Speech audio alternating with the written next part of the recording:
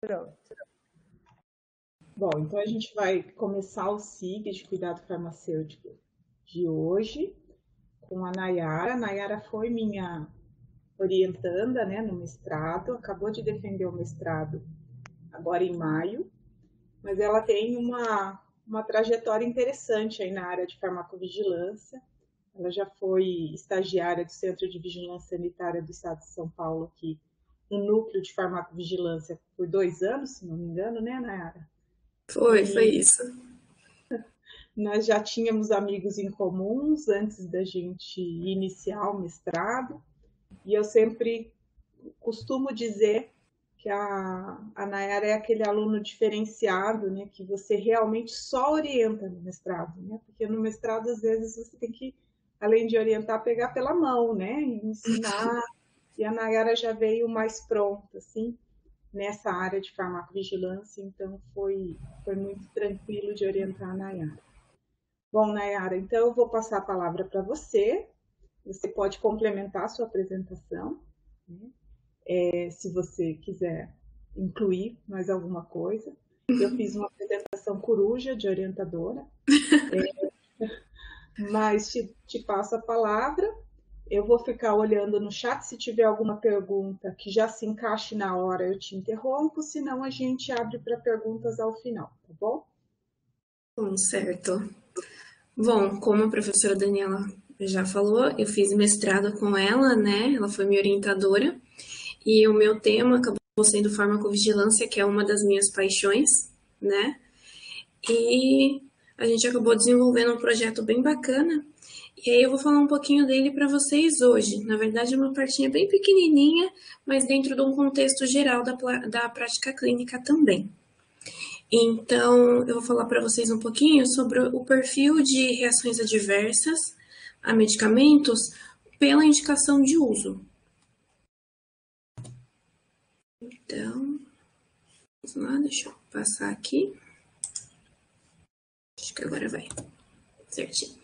A apresentação eu dividi em 4 tópicos principais. No primeiro, eu vou falar rapidamente sobre o perfil de segurança dos medicamentos. Depois, os fatores que vão influenciar nesse perfil. E aí eu vou dar um exemplo de 2 casos que eu observei durante o meu mestrado sobre a segurança do medicamento por indicação de uso.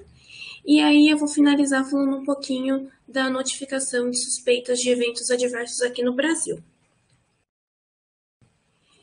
Então, a gente sabe que o medicamento ele foi um divisor de águas na história da humanidade. A partir do medicamento foi possível ter a cura ou então o controle de várias doenças crônicas, e ele também ajudou bastante no apoio diagnóstico. Então, a gente tem alguns marcos bem interessantes sobre a descoberta de novos medicamentos. Então, o primeiro que eu acabei destacando foi os anestésicos inalatórios, então os primeiros éter e clorofórmio. Hoje em dia não é mais usado, mas que apresentou um grande avanço no século XIX, que as cirurgias eram todas feitas a seco, e aí com essa introdução os médicos viram um grande avanço que o paciente ficava anestesiado, não sentia dor, e era possível fazer o procedimento cirúrgico. Depois disso, um grande marco foi a introdução do ácido acetil salicílico. Até então tinha o salicilato, que era um gosto muito amargo, né? E as pessoas elas tomavam, mas tinham reações adversas. Elas costumavam ter muita dor de estômago. Então foi feita uma nova formulação a partir do ácido salicílico e aí chegou no AS, que é usado até hoje. E aí depois a gente tem um avanço com a descoberta da penicilina, que também foi um avanço para o tratamento de doenças infecciosas. E depois a gente tem, já na década de 70, a descoberta do captopril, que foi muito bom para o tratamento de hipertensão, que até então era uma doença que o tratamento medicamentoso, ele não era tão eficaz e ele também tinha bastante eventos adversos. Então foi uma inovação. E aí, por último, aqui na década de 80, a gente tem a era dos medicamentos biológicos, que começaram a ser produzidos a partir da biotecnologia. Então, abriu um novo espectro, né? Além dos medicamentos sintéticos, passou a ter também os biológicos, que a maior parte conseguiu ser alvo dirigido. Então, começou a produção de anticorpos monoclonais, tanto para o tratamento de doenças quanto para a medicina diagnóstica, o que foi muito bom. Só que a gente sabe que nem tudo são flores, né? A gente tem o lado bom dos medicamentos, mas a gente acaba tendo o aspecto negativo, que é a ocorrência de eventos adversos. Os medicamentos são substâncias exógenas e aí eles acabam atuando tanto para eficácia terapêutica, mas eles também podem levar a eventos adversos. Um dos primeiros eventos relatados acabou sendo aqui a morte por clorofórmio no século XIX. Logo 2 anos depois da introdução do uso para cirurgias, houve o óbito de uma adolescente de 15 anos que ela foi utilizado o clorofórmio para realizar uma cirurgia de extração de unha encravada e ela acabou falecendo.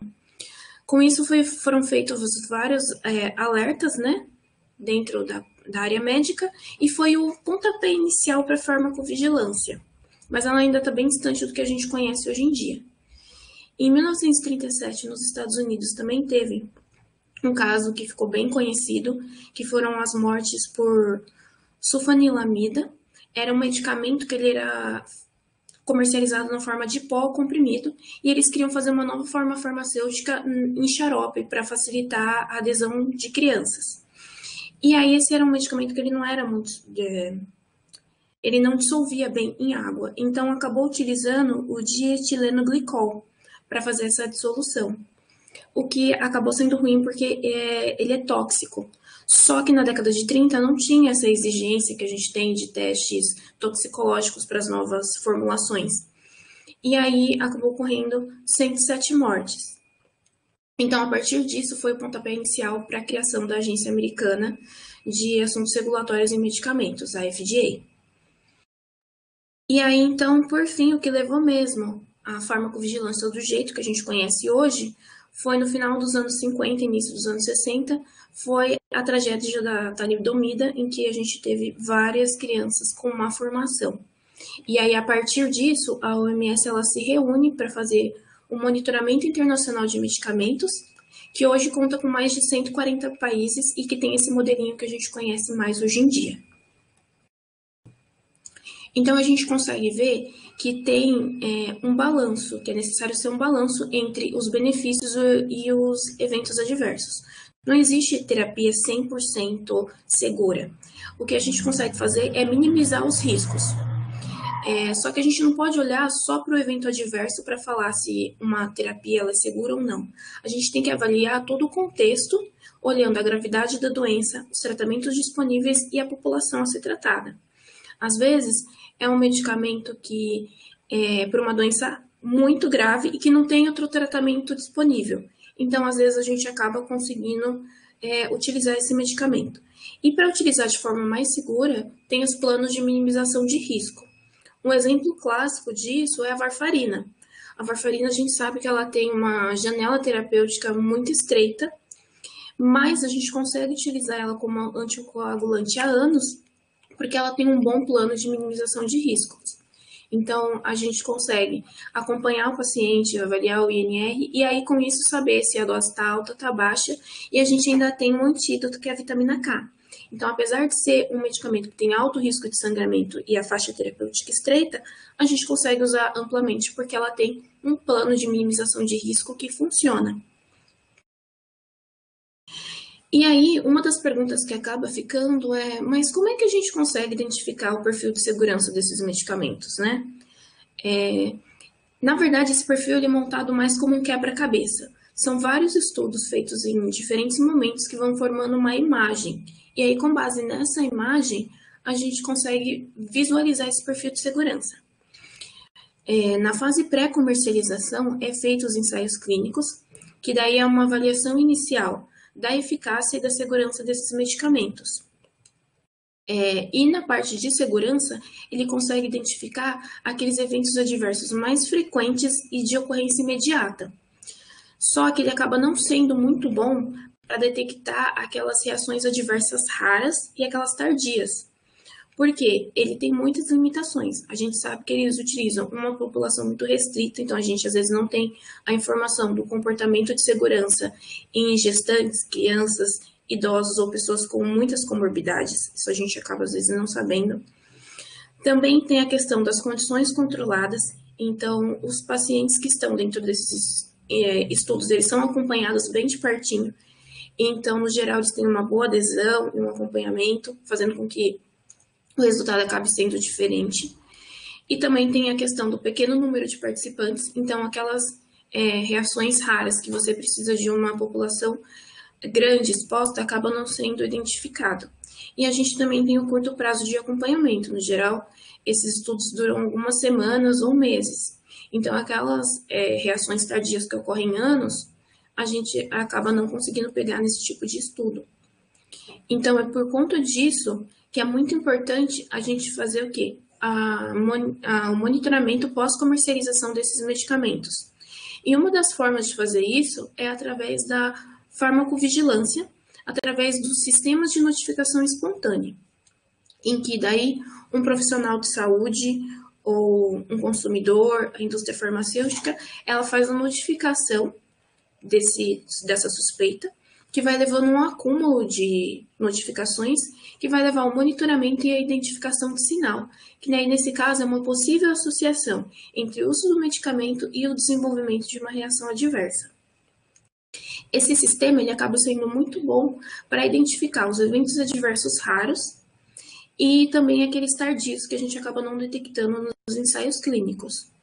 Só que, como todo estudo, ele vai ter algumas limitações. Então, aqui a gente vai acabar tendo a subnotificação, né? A gente sabe que poucas pessoas acabam relatando, o risco de duplicidade de notificações, quando um profissional de saúde e o paciente acabam relatando o mesmo evento, a ocorrência de eventos incompletos, então acaba às vezes faltando dados de medicamentos concomitantes, ou então de dados demográficos, sexo e idade.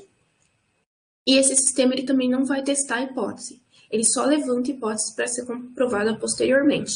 Então, às vezes, para fechar direitinho essa imagem de quebra-cabeça, a gente precisa de estudos adicionais. Então, acaba sendo feito outros estudos que a gente já conhece, um caso controle, uma corte, para conseguir fechar bonitinho essa imagem. E essa é uma imagem que fica na nossa cabeça. Tem algumas que a gente sabe de cor desde a época da graduação.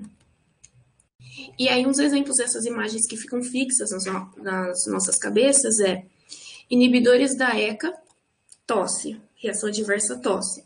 Inibidores da HMG-CoA, simvastatina, rabdomiólise. AINE, né, que é os anti-inflamatórios não esteroidais, gastrite. E isso fica sempre na nossa cabeça. Mas observe o modo como eu falei, ó. Eu falei um medicamento causando uma reação. Quando eu falo dessa forma, é como a gente geralmente lê nos livros de farmacovigilância ou de farmacologia, como a gente lê nas bulas, que é sempre um medicamento que causa um evento adverso. Só que quando eu falo desse jeito, eu desconsidero a participação do indivíduo. E a gente sabe que certas características individuais podem levar a um aumento do risco de certas reações adversas. Então, eu tenho sempre que olhar esse perfil. Então, é a tríade: medicamento, indivíduo e evento adverso. E aí, olhando para o indivíduo, a gente tem vários fatores que podem aumentar o risco de um determinado evento. Um dos mais conhecidos é a idade. Então, a gente sabe que pacientes muito jovens ou idosos, eles vão ter diferenças no metabolismo e que vai acabar interferindo no metabolismo dos medicamentos. Então, a gente pode usar como exemplo aqui aqueles medicamentos potencialmente inapropriados para idosos.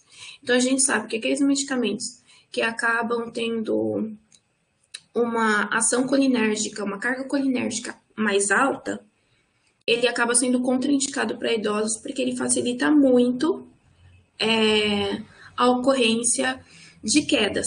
E a gente sabe que uma queda em um idoso é diferente de um paciente mais jovem. Então, a gente tem que olhar para essa diferença também. Outra coisa também que interfere é o sexo. A gente sabe que não só a ocorrência da reação adversa, mas também o impacto que ela vai ter na vida do indivíduo. Então, por exemplo, o cetoconazol e ginecomastia. A ginecomastia ela acaba sendo muito mais maléfica por assim dizer, em homens do que em mulheres. Então, a gente tem que olhar para isso também. Outro fator que interfere também é o peso. A gente sabe que aqueles medicamentos que são muito lipossolúveis, eles acabam se acumulando no tecido adiposo. E aí, com isso, pode ter uma diferença de acordo com o peso. E um exemplo disso são os anestésicos. A gente também tem como fator que influencia os medicamentos concomitantes, então é a famosa interação medicamentosa, que a gente sabe que ocorre, e a gente também tem as comorbidades, que é a interação fármaco-doença. E aí um exemplo disso que eu coloquei aqui é o propanolol e asma. O propanolol, ele é um bloqueador beta não específico, então quando ele acaba bloqueando a beta 2, ele acaba aumentando o risco de broncoconstrição. E em pacientes com asma, isso é muito mais severo e a ocorrência é bem maior. Então, a comorbidade ela vai acabar interferindo também. E aí a gente também entra no aspecto da indicação de uso, que é um fator que a gente dificilmente acaba não lembrando, né? E aí, antigamente a gente costumava ter um medicamento para uma indicação. Então, eu tinha um antihipertensivo para tratar a hipertensão e só. Só que com o desenvolvimento da biotecnologia, a gente acabou tendo o quê? Um medicamento com várias indicações de uso, que é o que acontece, por exemplo, com alguns anticorpos monoclonais utilizados no tratamento do câncer e de doenças autoimunes. Por exemplo, eu tenho o adalimumab, que é um anticorpo monoclonal imunossupressor, e ele é utilizado para o tratamento de 9 doenças. Então, entra ali doença reumática, doença intestinal, psoríase, uveíte, hidradenitis supurativa, e são doenças que elas são bem diferentes entre si, mas que todas elas podem ser tratadas com o mesmo medicamento. Então, isso talvez interfira. E outra coisa também que a gente acaba observando é em relação ao uso off-label. Então, às vezes para tratar uma doença que não tem um tratamento padrão, e aí eu acabo utilizando um outro medicamento que não foram feitos testes para essa doença. E um exemplo disso é a COVID, que a gente viu que como não tinha nenhum tratamento disponível, acabou sendo feito esse uso off-label de vários medicamentos. E aí, com isso, a gente tem o perfil de segurança para o que está descrito em bula, mas a gente não sabe qual é o perfil utilizando para outra indicação. Então, olhando para essa parte de indicação, que não costuma ser muito lembrada, e que não tem muitos trabalhos na área sobre isso, foi o alvo do meu mestrado. Então, durante o meu mestrado, eu acabei estudando 2 situações.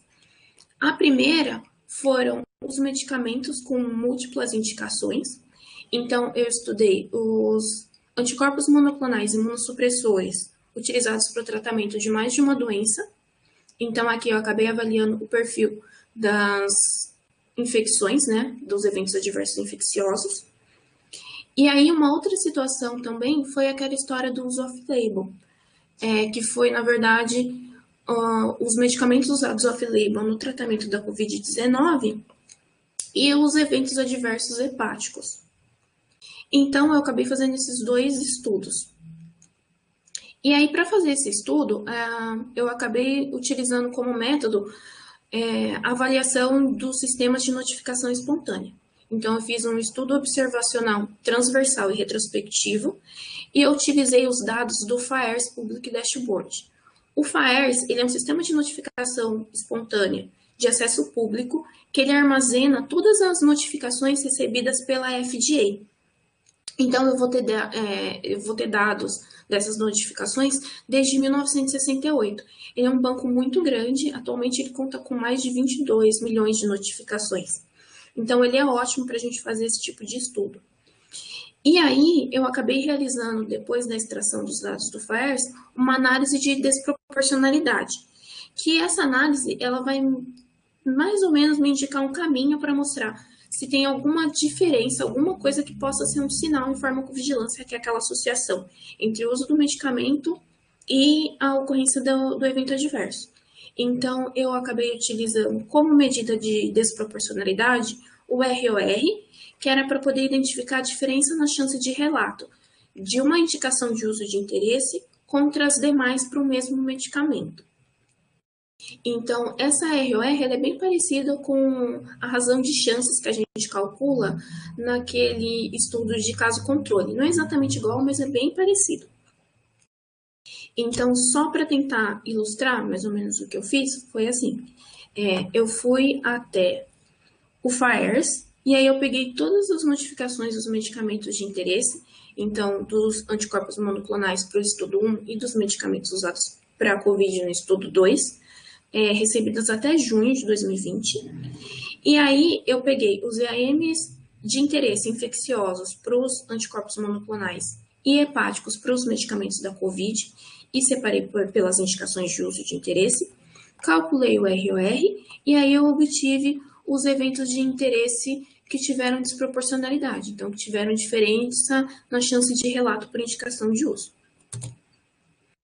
Então, eu vou falar rapidinho como é que foi o primeiro estudo. O primeiro estudo, aquele que avaliou os anticorpos monoclonais, eu acabei avaliando 10 MABs, mas aqui eu vou trazer informações só de 3. Então, o que eu escolhi para falar para vocês é o perfil infeccioso dos anti-TNF-alfa, usados no tratamento da artrite reumatoide e da doença de Crohn, para exemplificar aquele caso de múltiplas indicações de uso. Então, a gente sabe que os anti-TNFs, eles são usados no tratamento de várias doenças autoimunes. E como ele é um imunossupressor, acaba tendo o aumento do risco de infecções, que já era uma coisa esperada para esse tipo de medicamento. Só que ele acaba causando também infecções específicas, como é o caso da tuberculose. Só que o medicamento ele não é o único responsável pelo perfil infeccioso. A gente também tem a doença autoimune de base. Como é uma doença autoimune, a gente acaba tendo a desregulação desse sistema, fazendo com que acabe facilitando a ocorrência de infecções. E dependendo do órgão atingido pela doença autoimune, a gente também tem a ocorrência de infecções-alvo específicas. Então, o que a gente tem é que o antígeno-alvo, no caso do MAB, mas a doença autoimune, ela pode levar a um perfil infeccioso. Então, o objetivo do trabalho acabou sendo avaliar o perfil de eventos adversos infecciosos em pacientes com artrite reumatoide e com doença de Crohn em uso dos anti-TNFs-alfa. E aí, então, a gente avaliou 3 medicamentos, o adalimumab, o certolizumab e o infliximab. E aí, para a doença de Crohn, para a artrite reumatoide, a gente acabou identificando uma maior chance de relato das infecções osteomusculares e também de infecções respiratórias. Então, nas infecções osteomusculares, a gente acabou tendo maior risco de artrite bacteriana, artrite tuberculosa, e em relação às infecções respiratórias, a gente teve tanto infecções do trato respiratório inferior e superior, quanto a ocorrência de pneumonia causada por diferentes patógenos. E aí, a gente fica, mas aí é onde é que entra a artrite reumatoide nisso? A gente já sabia que é da infecção, né, que já está descrito. A artrite reumatoide, ela é uma doença que ela afeta as articulações, e isso faz com que ocorra um aumento do risco de infecções, né? Então, isso já era de uma certa forma esperado. Só que o desfecho disso é bem importante, porque o que a gente tem é que essas infecções osteomusculares, elas acabam mimetizando a exacerbação da artrite reumatoide, o que leva a um atraso do diagnóstico da infecção. Então, muitas vezes o paciente chega com muita dor e aí isso é identificado como o responsável da doença de base, sendo que na verdade é uma infecção. Então, muitas vezes é dado um outro imunossupressor, sendo que na verdade tinha que fazer o tratamento da infecção. E em relação às doenças respiratórias, a gente às vezes acaba lembrando só que a artrite reumatoide afeta o sistema osteomuscular. Mas com o passar do tempo, a gente acaba observando também manifestações pulmonares da artrite reumatoide, o que leva à alteração da função respiratória e do aumento de risco de infecções. E no caso dos pacientes com artrite reumatoide, isso é muito importante porque as infecções respiratórias é uma das principais causas de óbito nesses pacientes. Então, a gente tem que olhar isso com muito cuidado. Já para a doença de Crohn, o que a gente acabou observando foi o maior risco de relato em relação às outras indicações de infecções do sistema gastrointestinal. Então, a gente teve os casos de abscesso do trato gastrointestinal, que é uma complicação comum da doença de Crohn. Ela pode estar associada tanto à evolução da doença de base quanto ao tratamento. E aí esse tratamento é tanto farmacológico com imunossupressores, mas também com manejo cirúrgico da doença, que acaba facilitando a ocorrência de abscessos. E o outro grupo de infecções intestinais que a gente acabou identificando foi infecção e colite por Clostridium difficile. Então, é uma infecção que ela acaba sendo recorrente em pacientes com doença de Crohn, porque a própria doença de base ela vai alterar a permeabilidade intestinal, ela também altera a microbiota, fazendo com que facilite a ocorrência de infecções intestinais. E o uso de antibióticos frequentes por esses pacientes, junto com os imunossupressores, também facilita bastante. E aí, um dos problemas com essa doença é que ela, ou com esse evento adverso, é que ela também acaba mimetizando uma exacerbação da doença de Crohn, o que, de novo, leva ao atraso do diagnóstico, o que pode levar a desfechos negativos. Então, esse foi o estudo 1. Agora eu vou falar daquele estudo 2 que a gente fez, que foi a análise das notificações de eventos adversos hepáticos relatados para os medicamentos usados no tratamento da Covid-19.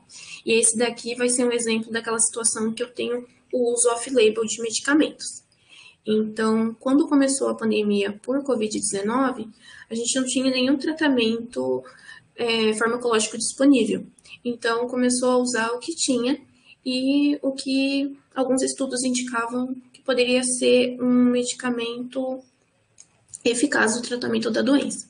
Então, a gente acabou selecionando os principais da época, que foi a hidroxicloroquina, o lopinavir e o ritonavir, o remdesivir e o tocilizumab. A gente sabe que para outras indicações, esses medicamentos eles acabam tendo um certo risco de hepatotoxicidade. E aí a nossa pergunta é, como é que isso ia acabar atuando em pacientes com Covid-19, em que vários estudos acabou relatando que pacientes graves com Covid acabavam tendo alterações hepáticas.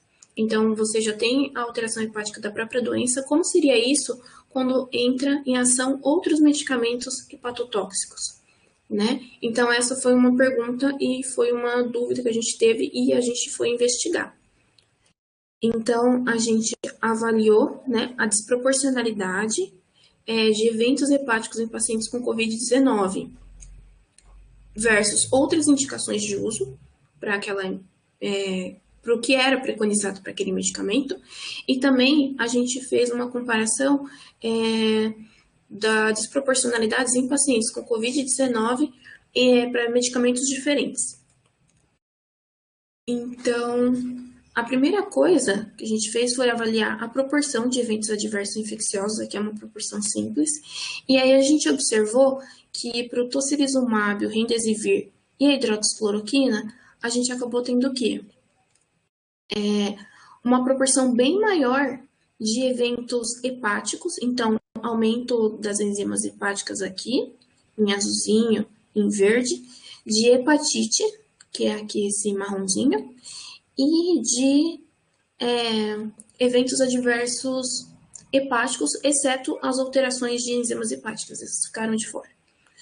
E aí, com isso, a gente viu que pacientes com Covid tinham essa proporção bem maior, utilizando esses medicamentos em relação às outras indicações de uso. E aí, depois, a gente fez aquele cálculo daquela análise de desproporcionalidade, né? E aí, a gente identificou que realmente tinha um maior risco de relato de eventos adversos hepáticos entre aqueles pacientes com Covid-19 em relação às outras indicações de uso. E aí, uma dúvida que a gente acabou ficando foi que aqui eu acabei não colocando os valores do ROR, mas foi muito alta para o tocilizumab. Então, a gente acabou pensando, será que o tocilizumab sozinho, ele causa todo esse evento adverso hepático, então a gente acabou procurando nos dados alguma coisa que talvez justificasse esse aumento. Então, quando a gente olhou aqui para os medicamentos concomitantes, a gente acabou vendo que para o tocilizumab, ele sozinho, quando a gente olhava para os eventos adversos hepáticos, ele tinha muito pouco, só tinha 7,1%. E aí, quando a gente olhou para os medicamentos concomitantes, a gente acabou vendo que para os eventos adversos hepáticos, 77% das notificações trazia outro medicamento, trazia hidroxicloroquina como medicamento concomitante. E aí, então, a gente pensou, pode ser uma interação medicamentosa que está levando a isso. Então, nós recalculamos o ROR, levando em consideração essa associação. E aí, então, quando a gente calculou primeiro o tocilizumab, todas as notificações, independente de estar para a Covid-19, né? Independente de estar sozinho ou com outro medicamento suspeito, a gente viu que o ROR, ele deu uma associação positiva, né? Mas quando a gente fez o tocilizumab sozinho, aquelas notificações em que só o tocilizumab era um medicamento suspeito, versus o remdesivir, que é outro medicamento usado para pacientes graves, o ROR, ele não deu positivo. Então, não deu uma diferença na chance de relato.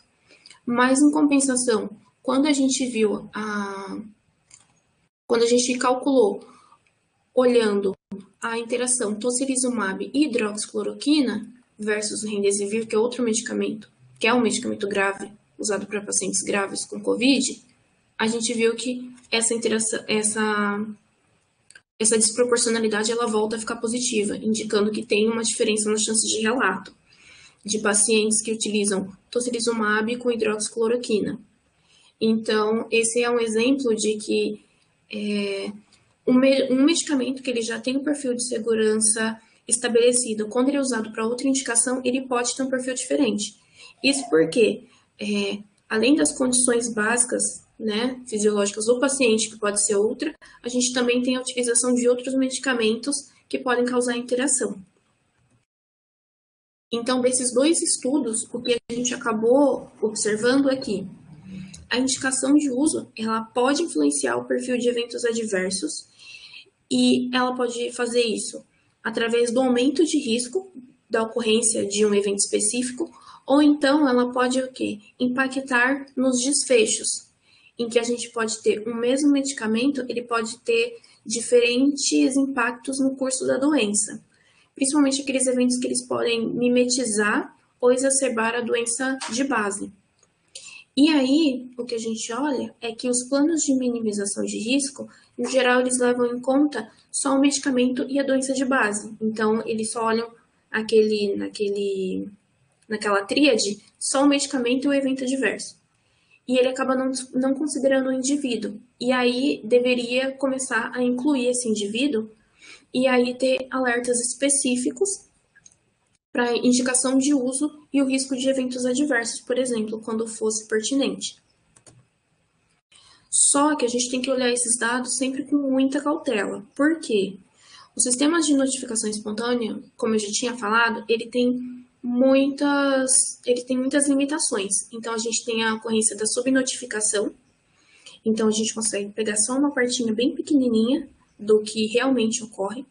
Aquele risco de duplicidade de eventos que pode fazer com que eu potencialize um sinal que não existe. Então, um paciente e um profissional de saúde ou a indústria farmacêutica notificam o mesmo evento. A gente também tem a questão da subjetividade do relato e os relatos incompletos. Nessa subjetividade do relato, é assim, a pessoa que está relatando, ela vai meio que determinar os medicamentos que ela considera suspeito. E às vezes não é aquilo. Então, a gente tem essa parte de subjetividade e também os relatos incompletos. Então, às vezes tem notificação que tem só os 4 elementos básicos para se fazer uma notificação, que é um paciente, um medicamento, um evento adverso e o notificador. Então, às vezes, acaba não tendo aqueles dados demográficos de sexo, idade, medicamentos concomitantes, doenças concomitantes, o que acaba dificultando a análise. E também a gente tem a parte da complexidade da extração de dados. Como eu falei, o FAERS ele é um que eu usei no meu estudo, ele é um sistema muito grande, que tem 22 milhões de notificações. E fazer a extração de todos esses dados é uma coisa complicada, porque geralmente a gente precisa de um analista de dados junto com a gente, porque profissional de saúde acaba não tendo muito esse conhecimento. E essa foi a parte que eu mais tive dificuldade, né? O que mostra aqui também a necessidade da avaliação multiprofissional, né? A juntar, agregar ao cuidado outros tipos de profissionais também. E a gente também tem a ausência de diretrizes metodológicas para realizar esses estudos de farmacovigilância passiva com sistemas de notificação espontânea.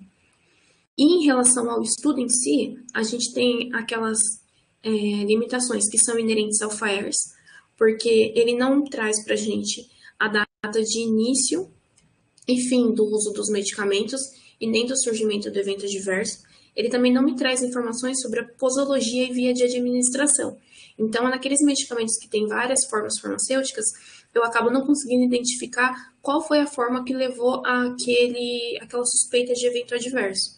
Isso acaba complicando um pouquinho a análise. E também a gente acabou não fazendo a análise de sensibilidade. Então, avaliar como outros parâmetros, sexo, idade, medicamentos concomitantes, acabou influenciando no nosso resultado. E a gente acabou também não fazendo a exclusão de relatos incompletos. A gente acabou optando por incluir todas as notificações em que o medicamento suspeito era o nosso de interesse. Independente se ia ter informações de sexo, idade, medicamentos concomitantes ou o motivo de uso do medicamento. Só que apesar de todas essas limitações, esse tipo de estudo ele é muito útil para fazer o monitoramento pós-comercialização e também para fazer o levantamento de hipóteses. Então, a gente não consegue comprovar nada. Com os meus estudos, eu não consigo falar, olha, com certeza tem uma diferença aqui. Não consigo fazer isso, mas eu consigo apontar e falar, olha, tem alguma coisa aqui que necessita de um pouquinho mais de estudo. E aí, com isso, é bom porque um outro grupo de pesquisa, em um outro lugar, pode ler, achar interessante, e às vezes eles têm uma base muito boa que eles fazem acompanhamentos de paciente para aquela determinada doença, e eles conseguem fazer, às vezes, um estudo retrospectivo. E isso é bacana, e aí, então, eles conseguem comprovar melhor, eles conseguem, na verdade, comprovar uma hipótese que foi levantada por esse tipo de estudo que eu realizei. E aí, o mais importante esse estudo ele só foi possível porque pessoas notificaram as suspeitas de eventos adversos. E é isso que é muito importante, que a gente tem que procurar fortalecer sempre. Então, o que eu peço para vocês é notifiquem. Assim, a gente tem vários sistemas de notificação espontânea, cada um deles associado a uma agência regulatória, né? Então, a gente tem o FAERS, que foi o que eu usei no meu trabalho, que é da FDA. A gente tem o EudraVigilance, que é da EMA, então lá da União Europeia. A gente tem a Vigibase, que é a base da OMS, e que ela recebe notificações daqueles mais de 140 países que participam do monitoramento internacional de medicamentos, então é uma base também muito rica. E aí, aqui no Brasil, a gente também tem o Vigimed, que ele entrou para substituir o Notivisa em 2018. Na verdade, ele entrou como uma nova plataforma, o Notivisa acho que ainda funciona, só que está sendo feita essa migração para o Vigimed. Então, ele é o sistema eletrônico, né, aqui do Brasil, em que a gente consegue fazer as notificações de suspeitas de eventos adversos. E o mais legal é que ele encaminha todas essas informações para a OMS, que vai acabar alimentando a Vigibase e aumentando bastante essa detecção de sinal. E também outra coisa interessante com o Vigimed é que ele dá acesso público aos dados das notificações suspeitas de eventos adversos através do painel de notificações de farmacovigilância da Anvisa. Então, a gente consegue ter esse acesso. E aqui no Brasil é muito legal quando a gente olha para isso, porque a assistência farmacêutica no Brasil não é a perfeita, mas ela dá acesso a medicamento a muita gente. Então, a gente tem aqueles medicamentos que são distribuídos na atenção básica, até aqueles medicamentos componentes especializados, que eles são medicamentos, no geral, caros e para doenças raras. Então, a gente tem um potencial muito grande de notificação. E a nossa população também é muito grande, mais de 200 milhões de pessoas. Então, aqui é um lugar que, se todo mundo começar a notificar, a gente consegue fazer um banco muito bom e muito rico para fazer estudos e para fazer esse monitoramento de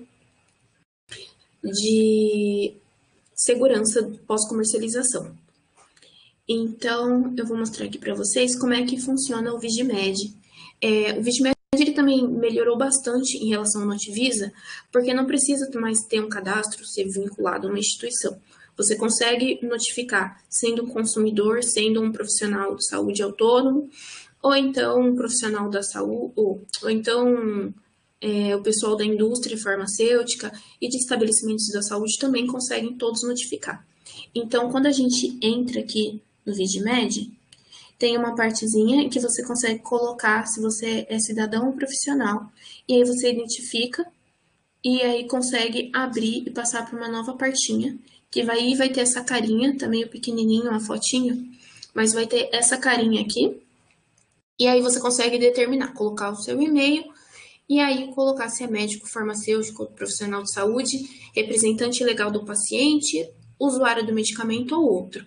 E aí é bem bacana porque ele fala que para você notificar, mesmo se você não tiver certeza de que foi o medicamento que causou o problema, e mesmo se você não tiver certeza, se você não tiver conhecimento de todos os detalhes.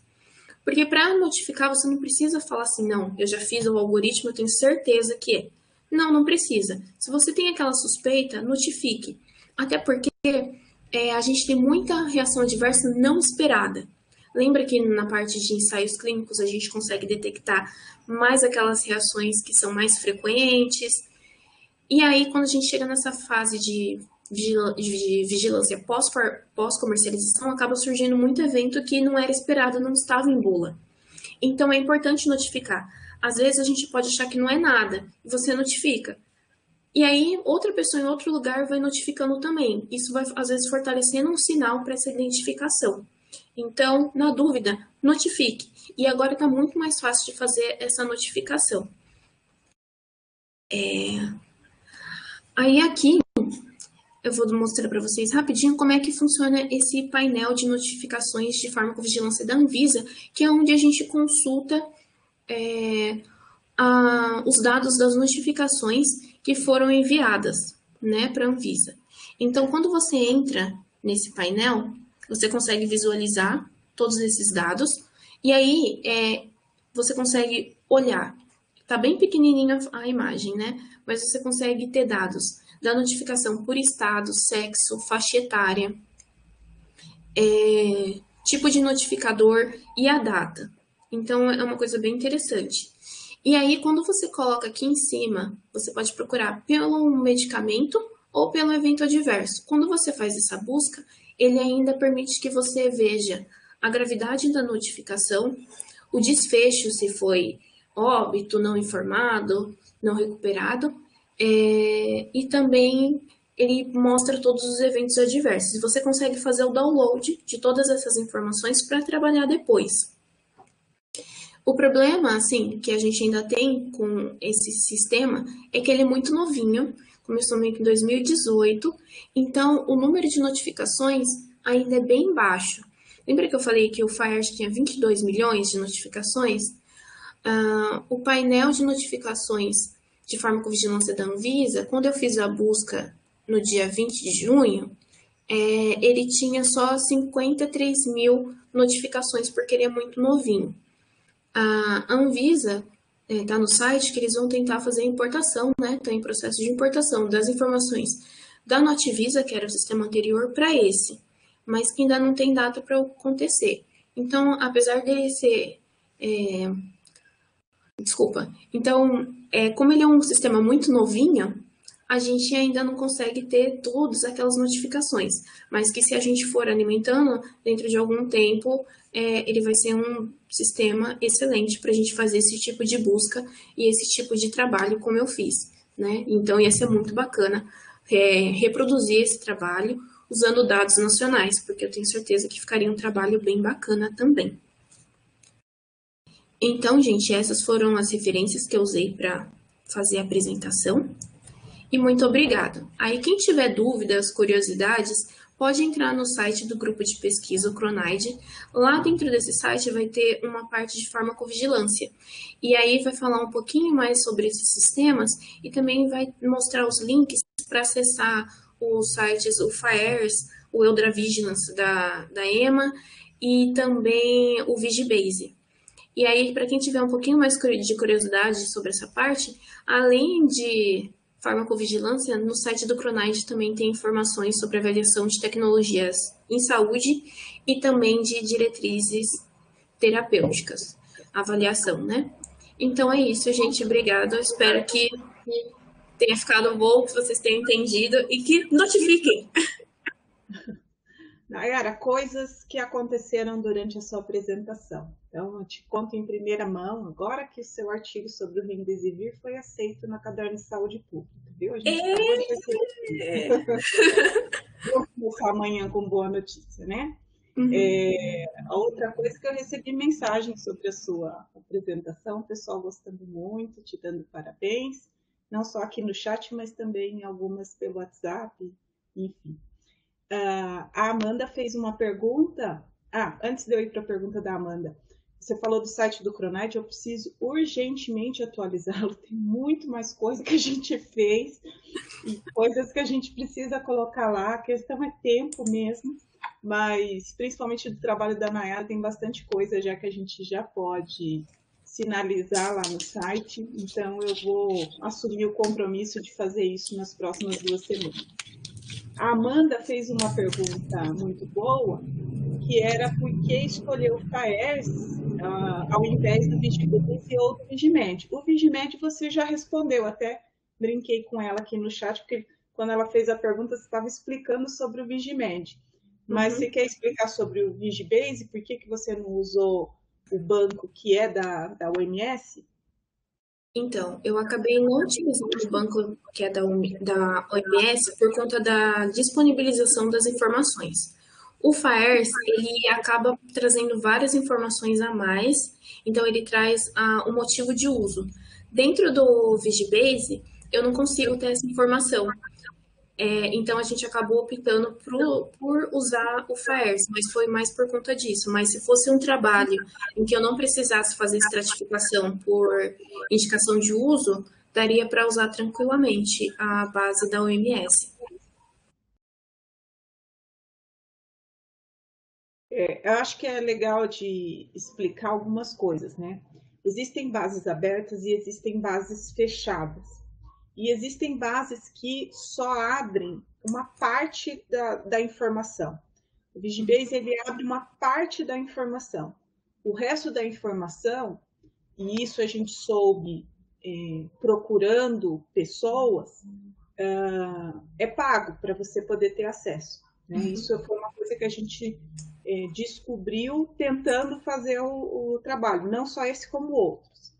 Então, o FAERS hoje é uma ótima opção por 2 principais motivos.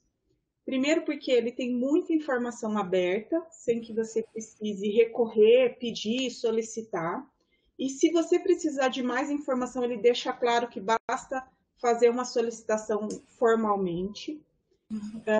E uma outra coisa é que o FAERS ele não recebe notificações só dos Estados Unidos, tem muita notificação de outros países também.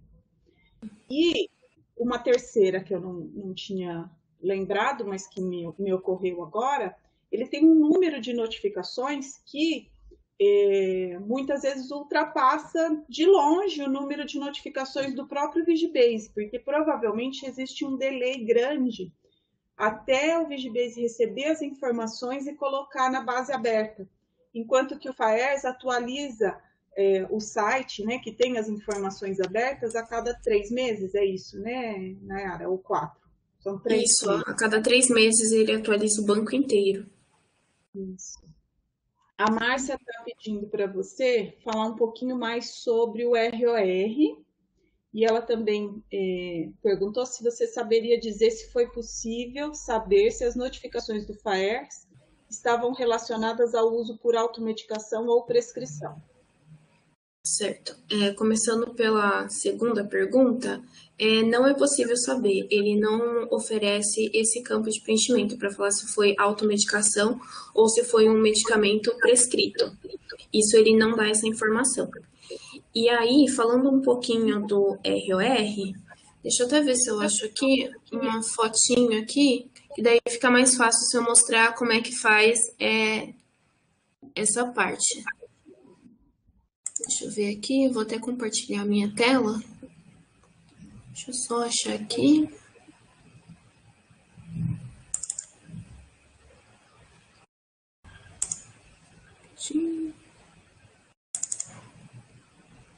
Peraí que tá difícil.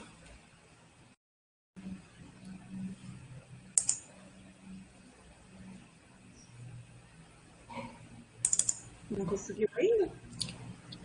Deixa eu achar aqui. Acho que eu vou achar aqui, acho que eu vou pegar aqui uma apresentaçãozinha. Basicamente, assim, enquanto Pronto. a Nayara achou, ótimo. Eu ia enrolar enquanto você foi achando aí. Pode ir enrolando. Basicamente, esse ROR, ele calcula a chance de que tenha um número desproporcional de notificações para aquele evento e para aquela população. Então, você compara e você tem essa medida. Isso não quer dizer que necessariamente existe associação, até porque a gente não está falando de causalidade, até porque tem muitas informações que não... A gente sabe da dificuldade, né, do preenchimento das notificações. Isso não é um problema só no Brasil, é um problema no mundo todo. Então, existem muitos missing datas também nas notificações do FAERS, mesmo as que vêm de outros, que vêm dos Estados Unidos ou de países desenvolvidos. Então, esse não é um problema só nosso. Por isso, o que você calcula é a desproporcionalidade de notificação, o que vai nos levar a cogitar que possa haver uma associação. Então, essa associação depois precisa ser avaliada em um estudo epidemiológico específico, né? Apropriado.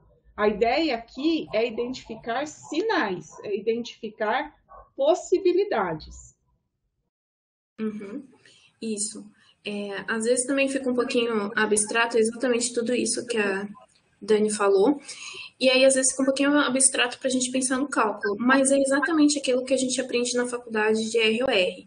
Então, a gente monta aquela tabela 2x2, né?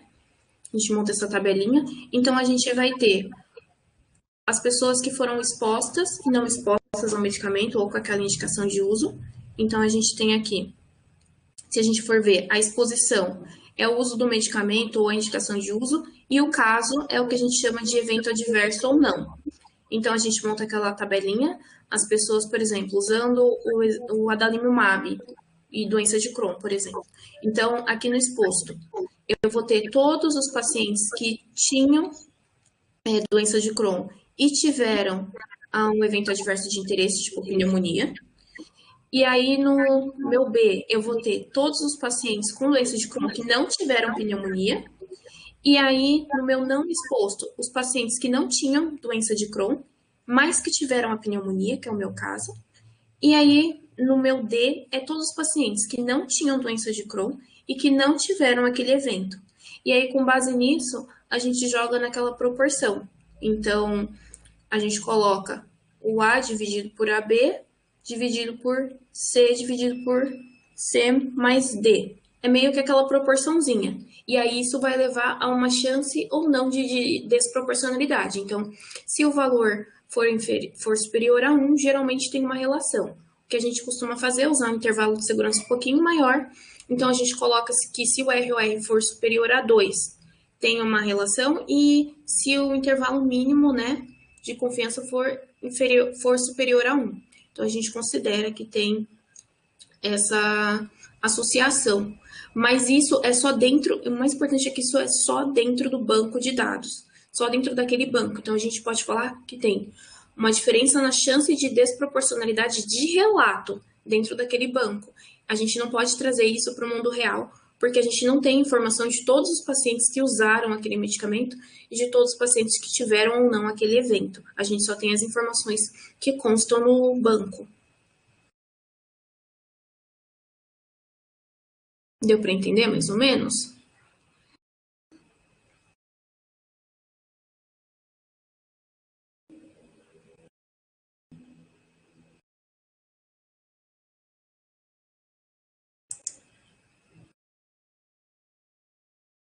Aqui estavam falando que entendeu. A Karine está perguntando, mas como que estima essa população que não tem o evento? Então, então é assim, ó, Karine, você tem um evento de interesse, você puxa as notificações para qualquer evento. E aí você escolhe o evento de interesse e compara com as notificações com outros eventos que não o evento de interesse. Então, por exemplo, agora isso era menos comum, mas agora apareceu um número grande até de estudos avaliando notificações com Covid. Então, você tinha o evento adverso e aí se avaliava a desproporcionalidade daquele evento em uma população com Covid e sem Covid, mas é dentro do universo das notificações, não é dentro do universo geral. Por isso que esse tipo de estudo ele não serve para dizer a estimativa do evento, nem para avaliar a associação do evento. O que se avalia ali eu tinha um medicamento que sempre foi usado para outras indicações. Agora eu comecei a usar para COVID. Será que nessa população de notificações de pessoas que tiveram COVID e usaram o medicamento e tiveram reação adversa, o perfil de reações adversas é semelhante ao que a gente já enxergava antes ou tem alguma coisa de diferente? E aí eu consigo enxergar um sinal ali, né? Enxergar uma coisa que, no mínimo, precisaria ser investigada, no mínimo, precisaria ter alguma atenção a respeito. Que legal, eu queria falar pessoalmente, né, online, parabenizar, Nayara, pela tua apresentação, pelo trabalho. Eu acho que a gente precisa, né, desse trabalhos inovadores, diferentes, que usem bases de dados. Assim, eu nunca tinha visto, né, esse tipo de cálculo, enfim. Acho que vários aqui também conheceram esse tema mais com esse olhar de vocês pela primeira vez, assim. Então, acho que é importante a gente avançar e ter esses diferentes olhares, assim. Achei muito interessante. Acho que eu entendi o cálculo, assim, mas eu até fiquei em dúvida, faz muito tempo que eu não notifico, pensando, né, no teu recado da importância de a gente notificar. Então, a gente identifica a doença porque para que o paciente está fazendo o tratamento no Vigimed também, nesse sentido assim, o paciente tem diabetes, hipertensão e ele está em uso desses medicamentos. Isso dá para colocar. No CID ou é nome de doença? É pelo Medra. Sim. Medra, que é um sistema, né? Parece bastante com o CID. E aí, tanto a parte de eventos adversos quanto da indicação de uso acaba utilizando o Medra, que é o sistema que usa lá na OMS. Então, fica muito mais fácil para fazer a exportação desses dados, né? O que é bom porque tem uma gama, tem Medra para tudo, né? Que legal. Eu acho legal de comentar algumas coisas, Karine. Quando a gente começou esse trabalho, bom, primeiro que era um trabalho de mestrado e no programa que a Nayara defendeu, não tinha possibilidade de transformar isso em um doutorado. E o volume de trabalho é muito grande, então certamente caberia um doutorado tranquilamente e teria como avançar mais. A gente fez uma análise exploratória inicial e agora a gente está aprofundando nas análises para as publicações, né? E a gente viu assim uma gama enorme de potencialidades no trabalho da Nayara. Mas tudo começou com uma conversa sobre o seguinte: antes você tinha, né, os medicamentos sintéticos, e muitas vezes você tinha um medicamento sintético para uma ou duas indicações. Agora você tem uma gama enorme de medicamentos biológicos sendo lançados no mercado cada vez mais rápido, porque existe uma pressão para a celeridade do processo. O que eu não estou dizendo que é errado, só estou dizendo que existe.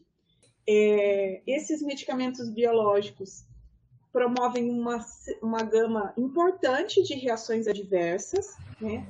E reações adversas infecciosas, então muitos biológicos estão associados a infecções, sim, isso não é uma novidade, isso não é uma dúvida, né? Isso é uma certeza. Mas o que acontece? Você tem um mesmo medicamento biológico que é usado para artrite, e é usado para doença de Crohn, e é usado, assim, para oncologia, né? Você tem uma diversidade muito grande de indicações, de número de indicações, e de, assim, indicações muito distantes uma da outra, né? Então, não é assim que aquele biológico é usado na cardiologia, não, ele é usado na cardiologia, na reumato e na onco. E os planos de minimização de risco, eles ainda são focados no medicamento e não no binômio medicamento-indicação. E paciente, então, eu diria. Esse binômio representaria o paciente, né? Então, a ideia do trabalho desde o início foi assim, fazer uma análise do quanto seria importante, né, do quanto haveria diferença no perfil de reações adversas, e aí, como o universo era muito grande, a gente optou por olhar as infecções, dependendo da indicação para qual o medicamento fosse usado.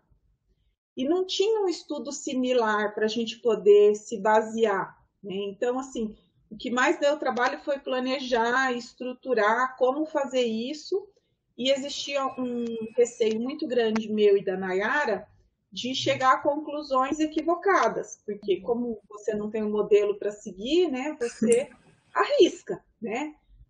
Mas depois, principalmente depois da Covid, começaram a aparecer alguns trabalhos que mostraram para a gente que a gente estava no caminho certo, que a gente não estava pensando de uma forma equivocada, que dava para fazer esse tipo de análise.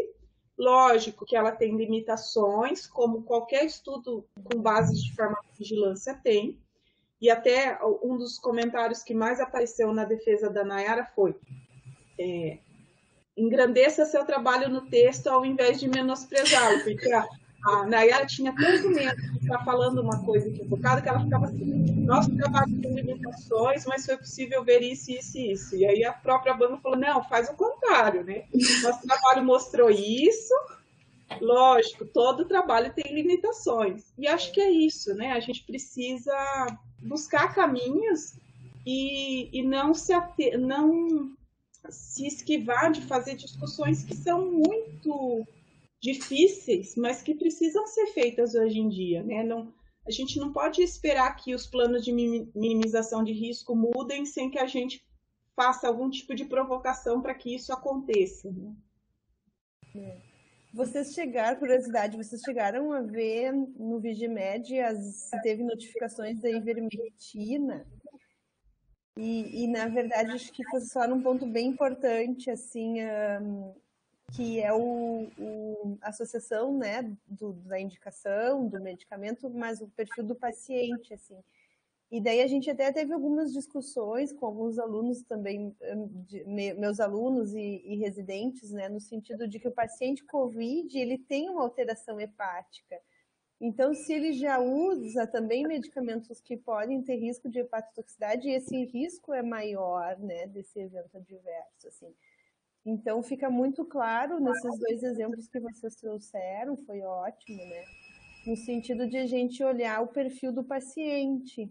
E daí até se esses eventos adversos, né, o quão grave eles podem ser nesse paciente também, né? Porque é isso que a gente quer, né? Dentro dessa linha de farmacovigilância, né? Identificar, talvez intervir, propor estratégias, né, para aumentar a segurança, enfim. Então, achei... E tem algumas coisas que os próprios bancos de dados precisam evoluir, né? Por exemplo, a gravidade da reação, a Nayara não avaliou. Por quê? Porque se a pessoa tivesse morrido, mas não por aquela infecção, mas por outro motivo, ia dar como reação adversa grave, sendo que eu não tenho certeza que se foi por causa daquela infecção. Sim. Então, os bancos também vão precisar evoluir para deixar as informações melhores, né, e mais fáceis de serem analisadas. A verdade é que essa avaliação de causalidade é difícil também, né, de dizer uma associação tão direta entre a morte e o uso, né, mas A aplicação dos algoritmos para fazer essa análise qualitativa é bem complicada também, porque no geral a gente não tem informações sobre reintrodução do medicamento, porque se foi uma infecção, uma reação muito grave, a gente não vai dar de novo, né? E também, principalmente quando o desfecho ele é fatal, ou então incapacitante ou irreversível, porque você não tem como saber se a retirada do medicamento vai melhorar. Então a gente acaba tendo essas limitações na quali. E aí vem a parte quant que tenta suprir isso. Se eu tiver um volume muito grande, um indício de um sinal, a gente não consegue falar que exatamente é. Essa comprovação de eu bater o pé e afirmar, eu não consigo, mas eu consigo falar, olha, tem alguma coisa aqui que é melhor investigar. E aí dá para fazer um trabalho mais elaborado, um estudo observacional, que aí veja melhor isso. Então, acho que eles têm que andar lado a lado. E essa coisa que a Dani falou dos bancos, essa parte de gravidade, ela foi uma coisa que acabou sendo bem complicado no trabalho, porque eles dão a gravidade de acordo com a notificação inteira. Então, se o paciente foi a óbito por uma outra causa, que às vezes não tem nada a ver com aquele evento, tá lá como grave, e aí não tem como saber ou não. Então, até no nosso trabalho, a gente optou por não usar essa informação, já que a gente não tinha certeza se foi relacionado àquele evento ou não. E aí isso ia ser bem interessante se os bancos começassem a fazer esses pares, não para notificação inteira, mas para medicamento, reação e gravidade, né? Isso ia ser bem legal, ia ajudar bastante, a gente poderia fazer outros trabalhos. E outros tipos de monitoramento, né? Eu acho que essa área vai ter que evoluir, porque o que você tem? A questão do sinal fica sempre a cargo dos profissionais que trabalham nos serviços, mas eles não dão conta do volume de trabalho que tem. Então, a universidade pode ajudar, né? Os pesquisadores podem ajudar com esses bancos abertos a, pelo menos, identificar sinais que poderiam gerar novos estudos. E por que é importante publicar isso, né? Mesmo com todas as limitações e tomando cuidado de sinalizar essas limitações. Porque muitas vezes o outro pesquisador está pensando em fazer um estudo, né? E ele sabendo que existe essa dúvida entre a relação, ele pode planejar, então, um estudo nesse sentido. Então, a gente precisa caminhar mais, né? Já muito se falou sobre, por exemplo, publicação de resultados negativos. A gente também precisa começar a publicar coisas que a gente sabe que pelo rigor metodológico você não consegue provar uma associação, mas esse não é o caso para esse tipo de artigo. E a gente percebe que às vezes os próprios revisores não entendem, né, o que é farmacovigilância e como é que se trabalha com um sinal. Então a gente percebe essa dificuldade. A gente já teve sinalização de revisor de que assim não tinha nenhuma crítica à metodologia, nada, né? Mas assim, não sei por que falar disso. Como assim não sabe por que falar disso, né? Então, se você não sabe por que falar disso, você deveria ter se recusado a revisar o artigo, né? Ter dado a oportunidade a um revisor que pudesse contribuir. Então, isso é complicado, né? Assim, a gente tem um longo caminho aí. Com certeza.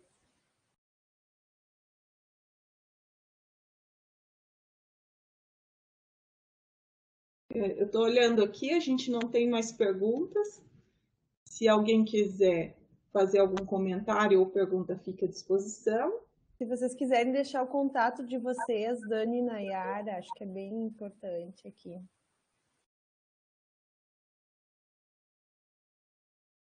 Ah, sim. Dúvidas, angústia perante ao evento que a gente não sabe o que fazer, pode enviar. Pode enviar e-mail. Vou colocar aqui no chat. A Márcia está perguntando do programa de pós. Na realidade, eu estou credenciada em dois agora. Um é o programa de pós-graduação em ciências farmacêuticas. Eu sou professora da Unifesp, então os dois programas são de lá. E o outro é o de medicina translacional, também da Unifesp.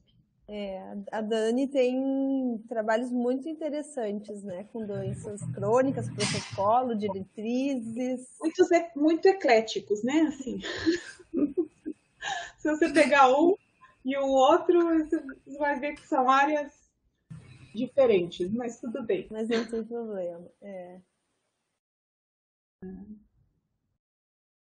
Eu acho que vocês agradecendo, né? Assim, acho que foi muito legal. Assim, eu adorei ver o trabalho.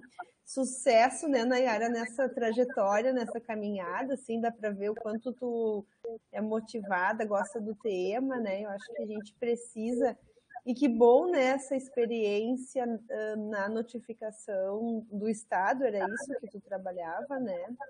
Isso. E a gente precisa melhorar as nossas práticas. E eu ainda estava comentando essa semana com um grupo de alunos, no sentido que acho que a gente já teve uma grande discussão há uns 10 anos atrás, incentivo para notificação. Eu vi que isso murchou um pouco no Brasil e eu acho que agora a gente está retomando até um pouquinho a própria questão do Covid, da ivermectina, enfim. Então, mas é uma coisa que a gente tem que estar sempre batendo nessa tecla, né? Da importância de notificar e da importância de a gente usar os dados para fazer pesquisa como essa. Assim. Então, parabéns, muito obrigada por compartilhar conosco. Eu que agradeço a oportunidade.